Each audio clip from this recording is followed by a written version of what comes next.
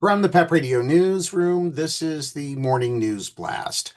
A federal judge said the government overreached by issuing a declaration that called treatments like puberty blockers, hormone therapy, and surgeries unsafe and ineffective for young people experiencing gender dysphoria, according to a ruling Thursday in Oregon. Judge Mustafa Kasubhai ruled that Health Secretary Robert F. Kennedy Jr. didn't go through the proper administrative procedures in December when issuing the declaration, which warned doctors that they could be excluded from federal health programs like Medicare and Medicaid if they provide these treatments.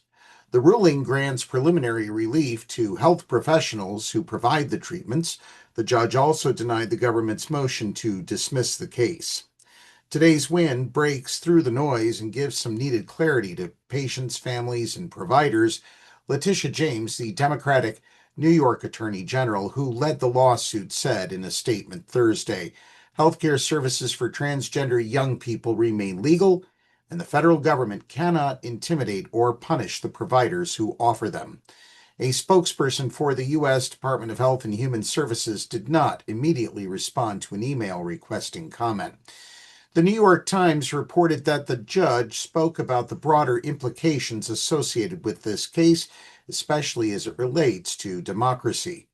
The notion that I will go forward and issue a declaration and see if we can get away with it is not a principle of governance that adheres to the overarching commitment to a democratic republic that requires the rule of law to be regarded and respected and honored as a sacred piece, the judge said.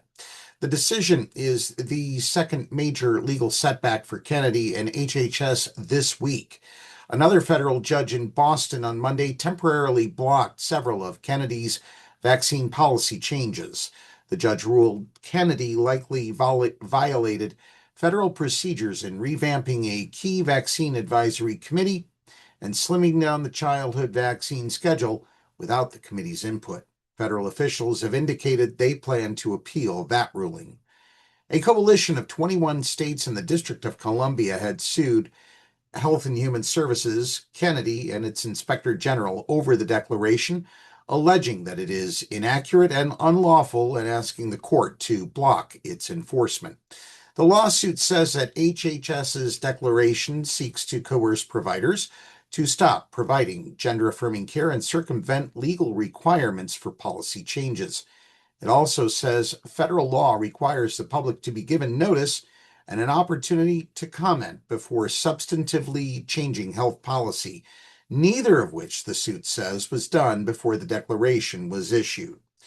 HHS's declaration based its conclusions on a peer-reviewed report that the department conducted earlier this year that urged greater reliance on behavioral therapy rather than broad gender-affirming care for youths with gender dysphoria. The report questioned standards for the treatment of transgender youth issued by the World Professional Association for Transgender Health and raised concerns that adolescents may be too young to give consent to life-changing treatments that could result in future infertility.